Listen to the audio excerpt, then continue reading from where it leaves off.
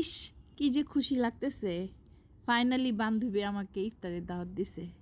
এই খুশিতে মনে করেন চলে গেলাম মিষ্টির দোকানে, কিছু মিষ্টি কিনে নিলাম বাচ্চাদের জন্য, ইফতারি করতে চলে গেলাম। যাই দেখি বিশাল আয়োজন, সবাই মিলা কাজে লাগিয়ে গেছে। ছাদে 30-35 জন মানুষের ইফতারি, বান্ধবীর স্বামী সবাই মিল্লা লেগে গেছে, আন্টিও ছিল সাথে।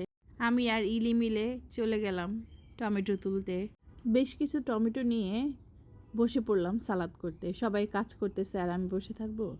আমিও এক গাদা সালাদ করে নিলাম, কাঁচামরিচ কুচি কুচি করে সালাদ করে সুন্দর করে মেখে টেকে রেডি করে দিলাম। সব ইফতারের আগে সবাই মিলে যদি একসাথে কাজ করা হয় তাহলে ইফতারিটা খুব সহজে হয়। বিশাল আয়োজন ছিল ইফতারিতে। আফতাব তো খুব খুশি। ওয়াও, কি মজার খাবার! ইফতারি শেষ করে নামাজ পড়ে আমরা সবাই মিলে চন্দ্রগ্রহণ দেখে চাটা খেয়ে সুন্দর একটা সময় কাটলো। আলহামদুলিল্লাহ, ইফতারিটা অনেক মজা ছিল। ধন্যবাদ বান্ধবীকে।